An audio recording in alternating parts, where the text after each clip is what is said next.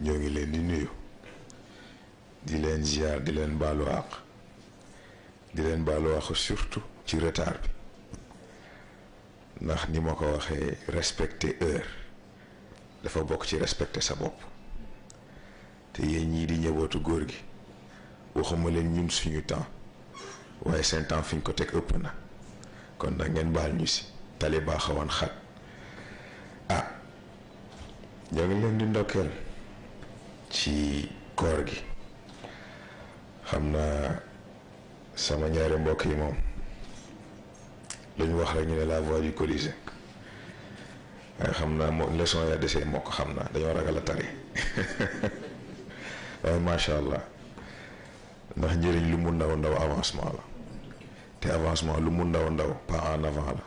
te pas en avant lu mu ndaw ndaw yaa ngi jëm fi nga soxla jëm kon nag sant yàlla waaye man nag balaa may dugg ci question bi dafa am question bi may laaj dafa am question bu may laaj xaw ma nag ba xam docteur laa koy laaj wala kan laa koy laaj xam naa daal naa posé sama question ndax bu njëkk dañu miinoon ñuy jàngale ci cadre conception ni fécondation pour mu am il faut un certain nombre de spermatozoïdes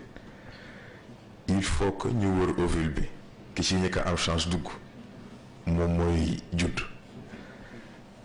et pourtant gannaaw loolu scientifique yi découvrir ni du loterie sélection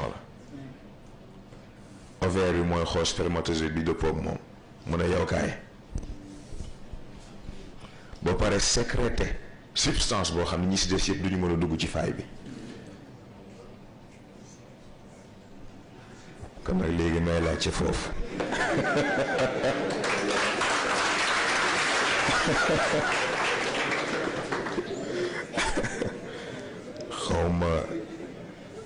xawma domaine dimension physique ñoo may tontu xawma waa dimension mentale ñoo may tontu xawma waa dimension spirituelle ñoo may tontu waaye loolu daal laa bëgg ñu expliquer ma nu mu demee waaw léegi évolution wu nit fan lay tàmbali Cheikh El Hadji Malick moo ko tontu ba ay waajur ñëwee indi seen doom ne ko dañoo bëgg nga yaral ñu ko mu xool ne kii c'est trop tard parce que mu ne yàlla dana yar nit ñeent fukki at balaa moo judd waaye xam nga booba yar gaa tax ndax doom boo bëggee mu mel ne na nga bëgg mu mel da nga koy njëkkee ci sa bopp jikko ba nga bëgg mu am yar ko ci sa bopp xalaatin gi nga bëgg mu am njëkkee ko ci sa bopp raw gi nga bëgg mu raw njëkkee ko ci sa bopp moo tax en effet ci parents yi lay njëkkee waaye yamu fa ay étape la bu parents yi defee li leen war yàlla garantir ko doom juddu si mais nag moom it foog mu xool kan ngay jur kan nga mérité jur ak lan la jamono soxla c'est très important bul calculer loolu ba pare nag ba xam exactement kan la lay jox mais xam nga pour wax la nit ñi ñàkk dégg yàlla amoon na ay jamono fii ñu doon coow éducation sexuelle ci école yi lii lële mais dañoo déggul ndax yàllaa ko njëkkee yàlla ba muy jàngale lim nangu diggante góor ak jigéen mais du tey ndax yàlla li mu nangu ci diggante góor ak jigéen yëpp moo ko jàngale ci sangu set lan moo tax c'est très simple loo war a sang dafa fekk mu war a tilim waaye loo xam ni waru ko jëfandikoo ba mu war a tilim loo ciy doyee sang bàyyi ko kay am na beneen cadre bu ñu ko dugal waaye comme yàlla moom dafa am benn classe bu muy fonctionner am na benn bassesse boo xam ne du fa àgg moom da lay jàngal sangu set rek ne nga raxasal sa bopp nii bàyyi la nga dem mais mieux que ça ci cadre conception normalement ci ko respecter sa bopp respecter ki nga si xër mais surtout respecter ki nga bëgg a jur sangu set c'est avant et après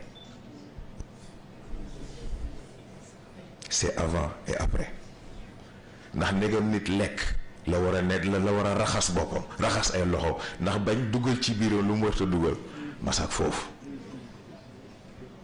kon nag c'est avant et après gis ngeen bu loolu jàllee conception bi ci boppam ñoo ngi wax 9 mois de grossesse waaye dafa war a njëkkee 9 mois de préparation grossesse du lu simple ndax nit moo simple parce que conception moment la instant la waaye instant boobu ci la lépp di joué instant boobu bu sa xel demee dina am impact instant boobu loo xalaat leneen dina am impact instant boobu sa respiration bu jàllu yoon dina am impact moo tax ñoo ngi tudd baatu handicap mais xanaa xamoon ne lii yëpp da ciy joué am na loo xam ne bu ko sa doom indaale xamal ne yow même bu dul ci lu physique parce que àq dafa am solo c'est très important ni ma ko waxee sànq sa doom mën na judd indaale benn jikko bi ci yow la sa doom mën na judd indaale benn melokaan bi mën na nekk ci yow ndax sa doom mën na xëy sonal la façon boo xam ne danga dul bàyyi xel ne yow noonu nga sonale woon yàlla ni ko benn woykat wuyee rappeur la sax def ne man de damaa yedd sama bopp mu ne ndax man dama naan def fu ma toogee ñaan yàlla waaye ma xëy yëg ni daf ma jéppi kon nag ma xam ne jot na ma may ko vacances te jël sama yitte teg ko ci kanam ba ma defee loolu laa doogee gis ni nekk kontaan na ci man c'est très important kon nag évolution ku nekk am na ci wàll parent bi am na ci wàllam waaye nit ki ci boppam am na yitte bu mu war a def pour évolution boobu mën a am nekkul rek lu banal c'est-à-dire que gis ngeen lii ñuy wax ni du problème mu philosophie du problème mu dara c'est absolument pratique am na ñoo xam ne jot nañ ci waxtaan ñoom am na ñoo xam ne jot nañ ci travail ñoom mais bañ appliquer mbir bi te bañ ko jàppee rek lu abstrait mais ban résultat lañ gis c'est très important parce que gis nga philosophie dafa incomplet lan mooy philosophie c'est l'art de se poser des questions waaye question sur question loolu bëgg a dëkki ut réponse boo xam ne boo gisee sax du la doy waaye léegi noo koy appliquer ci sa bopp kon nag philosophie kese doyul application bi dafa am solo c'est très important ba fàttewu ma dara ci question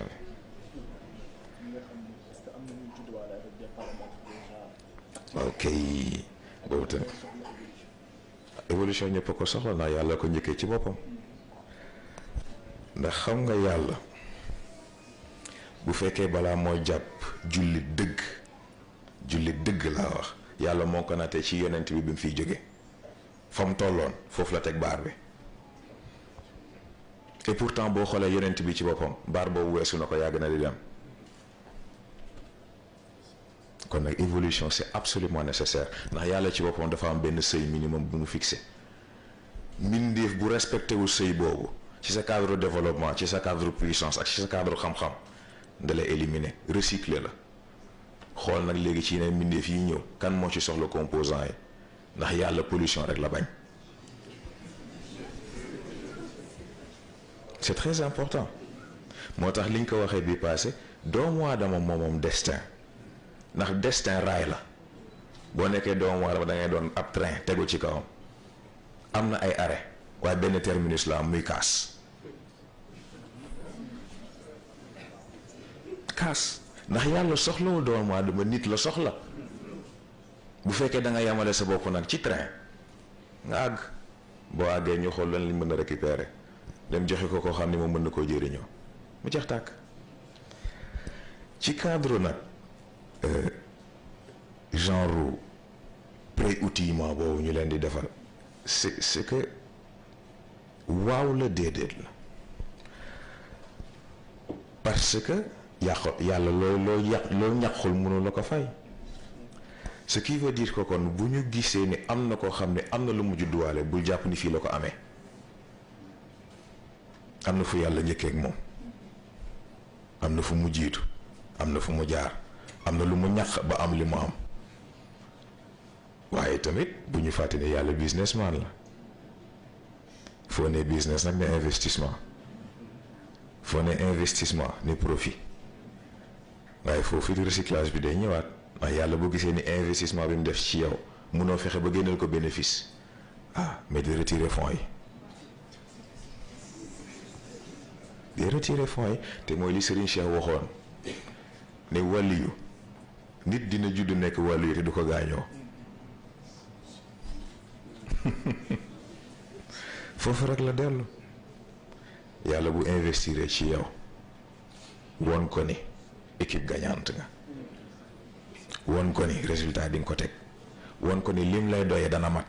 won ko ni boo ko defee ba pare di nga ko ci tegal leneen, mu xam ni kon yow liggéeykat nga, bu ëllëgee balaa moo def ci keneen def ci yow. foofu rek la toll. waaye nag bu ñuy jàpp ni mbir bi ay jagle la, jagle amul ci mbiru yàlla. ñaari yaram dafa am foo jaar ak moom mu jox la lim lay jox. xëy na nit ñi ñoo dul xàmmee loolu, waaye yàlla fi muy jaar ak ñi muy jaar moom moo ko xam. ñi muy fay lim leen di fay moom moo xam. c'est très important. gannaaw loolu nag comme ni ma ko waxee, investissement bi il faut nga fexe ba yow nekk investissement rentable. c'est aussi simple que ça. yaakaar naa mat na. fa tabarakallah, yal na yàlla yokk leer dën. amiin incha allah. am naa dañuy dem ci yeneen questions yi rek dafay topp logique bi ba léegi. tudd nga ni yàlla pollution rek la bañ. nga wax ni suñu physique mooy suñu premier environnement. muy laaj comment peut-on contrôler notre environnement. Et comment expliquer la complexité entre environnement, corps et notre esprit. Et pourquoi dit-on un esprit sain dans un corps sain? ah waaw kay foofu laa bëggoon tàmbalee sax. xam nga un esprit sain dans un corps sain boobu nit moomu ko, ndax xam nga ñoo ngi tudd noyau humain, mais foofu la dellu parce que noyau humain mooy central bi nga xam ne moo dajale yaram, xel ak ruux. waaye boo yamalee mbir yi si un esprit sain dans un corps sain, c'est parce que ruux la duggul, wala bu duggee ba pare dàqu na. kon nag foofu wax ji lan la. ci foofu nag environnement bi, pollution bi fa lay dellu, ndax bu ñu nee environnement mooy yaram, xam nga dañuy wax détérioration de l'environnement, réchauffement climatique, yooyu ñuy wax yëpp. xam nga dafa am lu ñu comprendre ci li yàlla dajale ci nit. bu may wax ni àdduna bi juridiction wu nit, te sax du àdduna bi kese, univers bi la. juridiction wu nit la, dafa am lu tax. parce que nit bu yàqoo loolu yëpp yàqu. du nit moo dépendre ci àdduna dépendre ci nit. pollution yeeg yi ñuy seetlu yëpp nit moo yàqu, nit moo matul, doomu aadama moo deful li ko war ba àgg fi mu war a àgg. moo tax yi koy wër yëpp di ko wër, parce que ak lu mënti xew xam nga Darwin sax yaakaar naa moo ko wax, mu ne gis nga survie wu espèce ajuwul ci kàttanam, ajuwul ci intelligence am, mu ngi aju ci adaptabilité am. te loolu yàlla ko jëkkee. gis nga milieu bi lu muy gën a doy waar, nit bu réeree boppam, réeree capacité am ci lay périr ci environnement bu mel noonu. waaye nit bu pare du air, du ndox, du lekk la soxla. te mooy li Serigne Cheikh waxoon, mboq bokkul ak dund. c'est très important. kon nag lu mbir bi détérioré wu nit du am problème. c'est très important. kon nag environnement boobu dépolluer ko, setal ko, maintenir ko nan lay demee. mais sport ba njëriñ la am, alimentation bu jaar yoon ba njëriñ la am, ba ci xalaat yi ngay xalaat ba njëriñ la am, parce que yii yëpp dafay am impact ci environnement bi. mais nit balaa ngay defar l'extérieur defaral l'intérieur. boo defee li la war ci sa bopp mi xanaa ci ngay tal def li la war ci leneen. c'est aussi simple que ça. crise yi ñuy tudd yëpp lii rek la. passé wu ko léegi nag un esprit saint dans un corps saint mais mënuñu wax une âme saine ndax ruux ci yàlla la dépendre kon saint na ba pare kon nag une âme éveillée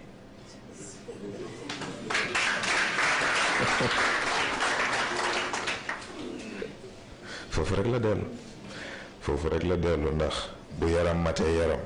nga def ci moom li mu war a def ci yoon mu matit xel partenaire mat ruux partenaire ah xanaa kon ci la noyé bi mën a màgg xam nga dafay dellu ci xëy na loolu benn mbokk tudd ci lenn bi baatu chakra yooyu ñuy wax dañoo desee dégg moo tax ñu yamale ko foofu ndax noyau humain boo ko defee muy cercle diviser ko par 3 bu si nekk ak paaram mais bu si nekk bu waree màgg mais mënul piétiner ci moroomam mais gis nga boo ko jàppee lu 2D rek doo comprendre il faut nga jël ko ci échelle 3D ndax foofu la profondeur bi di feeñ kon nag ñoo ngi tudd nit waaye ay degré la ki nga xam ni moom ay éléments ñoo kawe sa yos mais lu répartition bi égal boo ko xoolee ci wet gi gis ni moo la sut kon nag nit ak nite ay degré la ay palier la da ngay gën di yéeg ba keroog di àgg fi yàlla soxla di niveau bi mu ko yéene nga xam ne juridiction bi nag léegi moom moo koy yore parce que nag bu leen kenn nax yàlla soxla woo 7 milliards nit kenn la soxla te boole na ko ñetti juge Adam war a juger étape physique am xool ba xam est-ce que yaramam mën na li mu war a mën est-ce que capacité yi ci denc yëpp génnee na ko mu jël xel denk yonent yàlla Ibrahim xool ba xam est-ce que yeewu na est-ce que mu ngi analyser ci vitesse bi mu ko war a defee jël wax denk ko yonent bi ndax mu mën a xam est-ce que réellement liggéey na li mu war a liggéey ci boppam bu ñetti yëpp dajee nag nit di doog a mat c'est extraordinaire xam naa maa ngi commencé piétiner sax ci yeneen domaine yi am na solo de xam naa moom bu yóbboo les partisans yi lutter pour la protection de l'environnement changer de paradigme waaw foo ñu njëkkee ci seen bopp il le faut absolument parce que toujours nit dafay jóge ci dafay fàtte boppam di seeti jafe yi ci biti ba ci suñu borom sax bi muy wax ci dégradation de l'environnement nit la ko delloowaat ndax zaharul fasad fil barri wal bahr bi ma kasabat ay di nas di fait des agissements de l'homme parce que daf ko jox mandat ba pare daf koy laaj compte rendu effectivement mu ngi doon ñu continuer parce que dañuy wax ci les composantes de l'humain ak seen utilité am kuy laaj li ñuy tuddee sens de perception ndax ci bët ci gis la dellu wala ci xol di laaj aussi le sens de l'entendement ndax ci nopp la aju wala ci xol la aju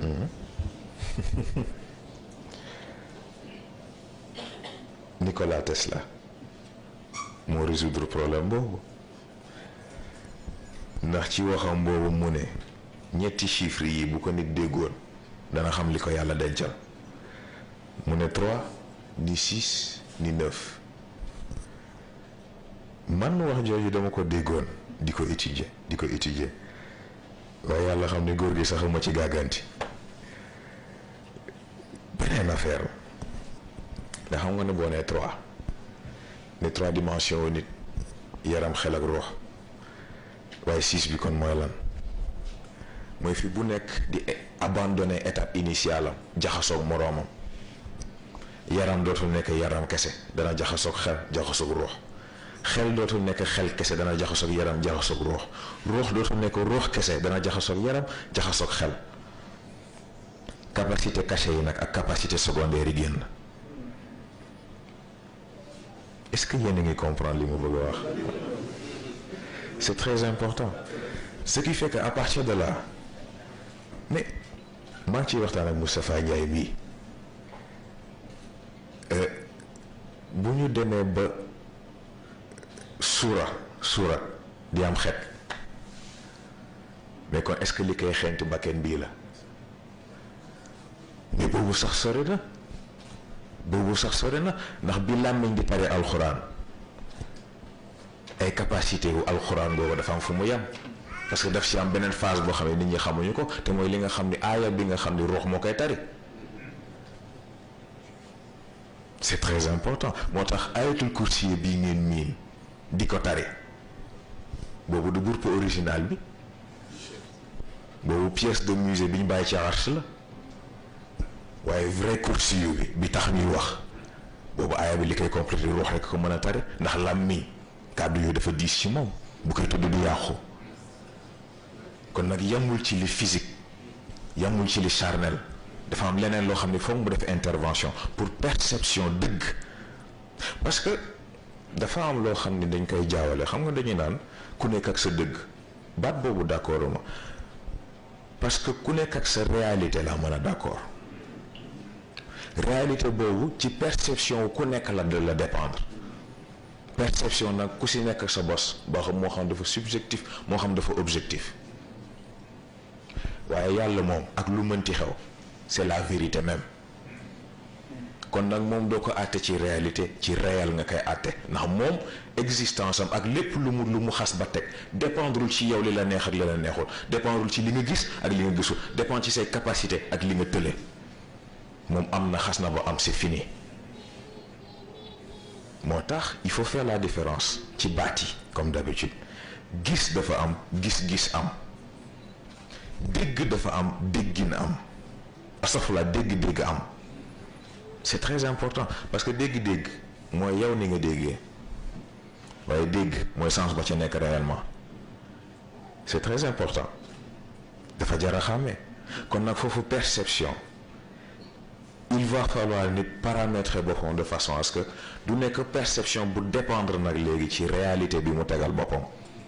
da koy delloo boroom ji ne ko nag léegi yaa may yore ñu dellu nag ci 9 ba ndax 9 c'est 0 xaw ma nag ba xam ngeen fi mbir yi yëpp 9 c'est 0 parce que foofu sa yaram nekkatul yaram sa xel nekkatul xel su ruux nekkatul ruux yëpp la yàlla boole def ko benn ba pare taf ci boppam ne la léegi sonnatoo man maay doxal boo gisee mana boo déggee mana boo jëfee mana loo ñaan ak lu mu mënti doon man danaa ko def loolu la mag ñi am mais gis nga ci foofu sax ngay gis différence bi xam nga ci cadre scientifique lan la ñuy am da ngay am étude am extraction am transformation ci cadre matière première gis nga foofu la mag ñi rawee ñi si des ñoom dañuy matérialiser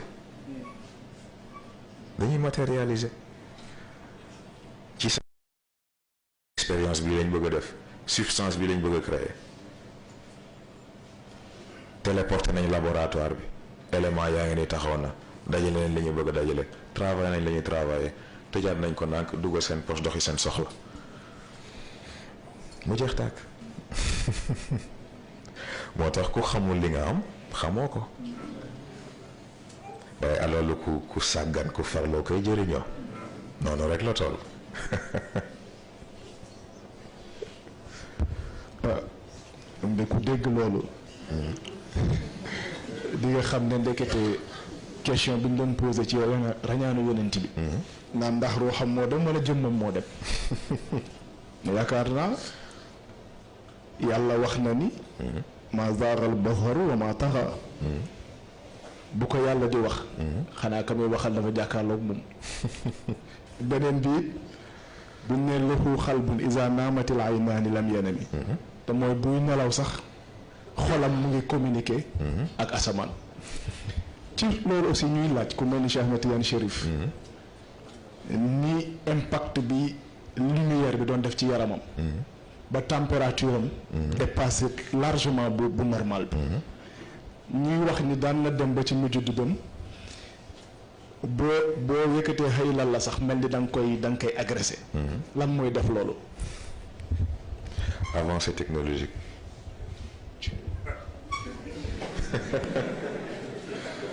kese ndax xam nga kii rañaañu yonent bi jaaxal dafa dafa fekkul mu comprendre li téléportation te téléportation sax dafa xewee ndax am na koo xam ni lien am ak yàlla mais yàlla sax sore na ndax yàlla ku si nekk am na lien ak yow waaye koo xam ni à travers le temps dina wax ak nit espace taxu ko wax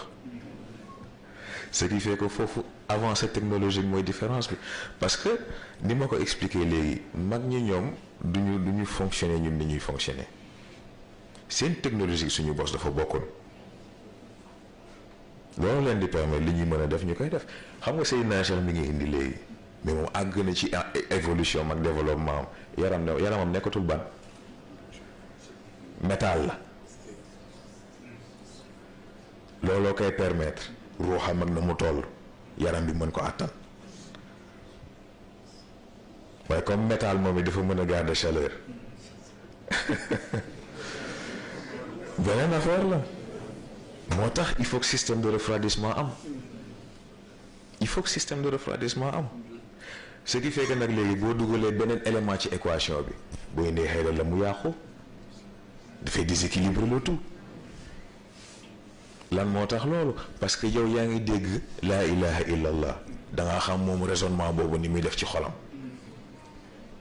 da ngaa xam ban façon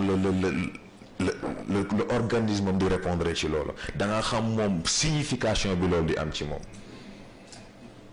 day mel ni tey nga jël sa ordinateur jékki-jékki ubbee na programme yépp dina chauffer c'est aussi simple que ça moo tax boo bëggee mu dalaat il faut ngay wàññi di wàññi c'est extraordinaire c'est extraordinaire moo tax ni ma ko waxee rek matérialisation boobu moo tax ñu rawee ñu bëri c'est beneen affaire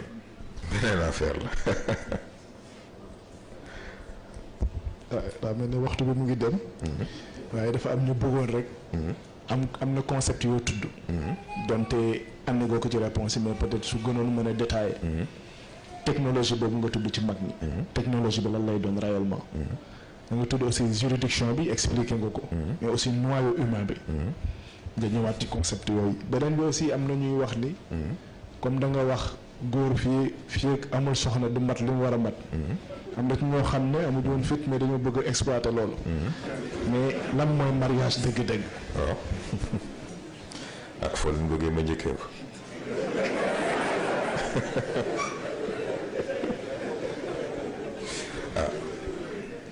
xam nga ni jamono tëddee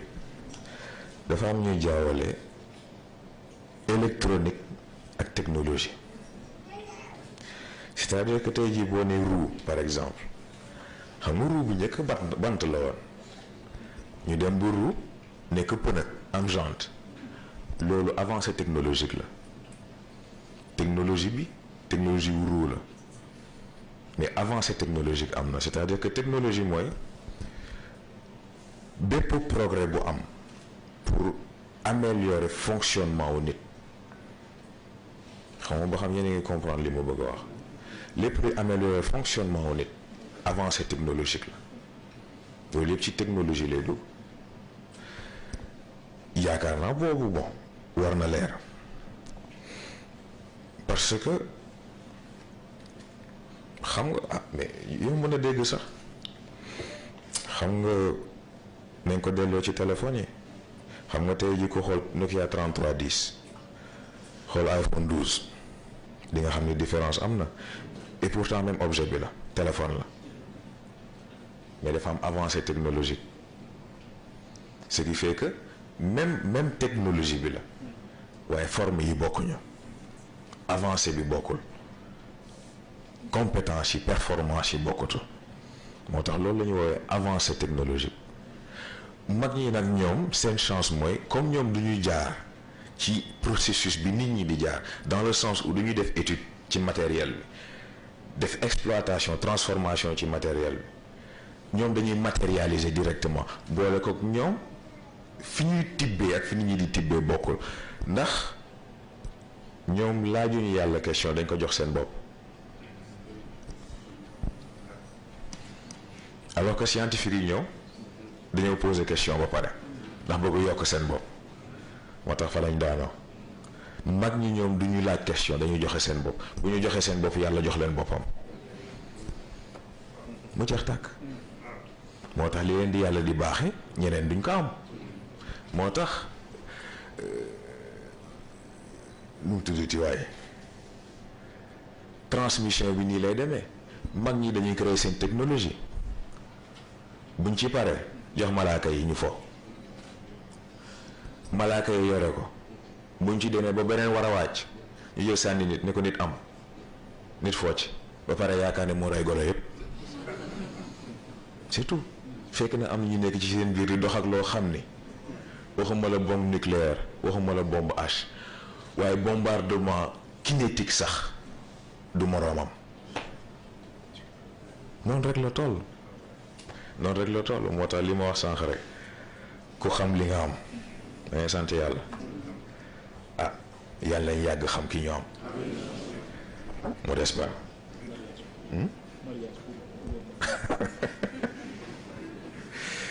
waaw xam naa foog ñu def nànk nag waaw yéen a ngi réew waaye lu sérieux laay wax ndax xam nga question yi ma posé sànq lii laa xamoon ni moo ngi ñëw moo tax il faut ñu def nànk ndax xam nga waxuma la sax ci cadre xel waxuma ci cadre ruux waxuma ci cadre jikko ak ni nga war a jëflante ki nga war a jëflanteel waaye xanaa xamoon ni incompatibilité ADN sax dafay am ci diggante góor ak jigéen. Ce n'est pas pour rien que ovule di def sélection ci spermatozoïde noonu la jigéen war a def sélection ci góor góor war a def sélection ci jigéen waaye nag il faut faire très attention lan mooy góor lan mooy jigéen gis ngeen loolu du problème mu appareil reproductif bu leen juum nag dugguma ci cadre yenn yëfi dof ci nit ñi indi léegi loolu taxuma wax gannaaw ba nga amee la nga war a am ci sa cadre physique am na loo xam ne foog nga dajale ko ci sa cadre mental te mooy il faut que nga comprendre sa rôle ci àdduna lan la ndax ñoo ngi wax droit mais góor gi jàng lañu ni droit balaa nga ko revendiquer matal sa devoir c'est très important kon nag góor balaa ngay nekk fii foog ma takk foog ma def lii foog ma def lële est-ce que sa devoir ci sa bopp matal nga ko est-ce que yar nga sa bopp ni nga war a yaree sa bopp est-ce que tàggat nga sa bopp ni nga war a tàggate sa bopp est-ce que paral nga sa bopp ni nga war a paral sa bopp moo xam ci yaram la ci xel ci ruux ak ci xam-xam yii yëpp il faut mu mat boo ko matalee pour sa bopp nag léegi nga doogay waajal sa bopp pour ki nga ko war a séqal ëllëg moo tax ku yaakaar ne affaire yi bon foog ma takk rek la mais comprendre li xew ndax xam ngeen lenn am yàlla bokk na ci kam gën a jéppi ci àdduna ku dugg ci dara indaale ko ba pare génn ba ko ca xamoo ba xam yéen a ngi dégg li may wax ndax gis nga sëy nekkul rek dama bëgg kii sëy nekkul rek kii dal na sama xel sëy nekkul rek dama sentir ni jot na déedéet jot gi ci sa yitte la aju jot gi ci sa yitte la aju te beneen bi du yow yaa koy tànn yàlla la koy tànnal c'est aussi simple que ça moo tax cofeel bokkul ak mbëggeel bokkul ak nobel mbëggeel ak nobel day weesu xemmeem day weesu yooyu yëpp day weesu taar day weesu waaye boo jëlee sa bopp dénk yàlla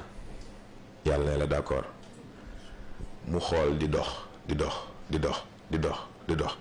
ba dajee koo xam ni dëppoo nag yow ci cadre yëpp mu ne la mu ne sa xol kay seet si kii nga xool ba xam bu seetee seet ni ko kii de sama xel dal na ci mu dem seeti kële ni ko kay xool kii ni ko kii sama xel dal na ci mu ne kon bàyyi leen mag yi si des moo tax xutba ci jàkka yàlla moomu ko penc maa ko moom pour wax ni ñaar ñii yàlla garantir na seen diggante. kon nag keneen ku ci bëgg dugg yàlla ngay amal affaire. lu jar a bàyyi xel la mais gis nga ni ma koy waxee xam nga yàlla boo ko dénkee sa bopp dénk ko sa diggante ak nit ñi bu la nit ki bëggee war moom du la war. bu la nit ki bëggee war moom du la war. c'est aussi simple que ça. kon nag ku ko bëgg a def yëfi taf-taf dugg taf-taf génn taf-taf rek noonu dong la toll. waaye ku jël yàlla mi nga xam ne du jeex du xaaj du wàññeeku nga jël sa lépp jox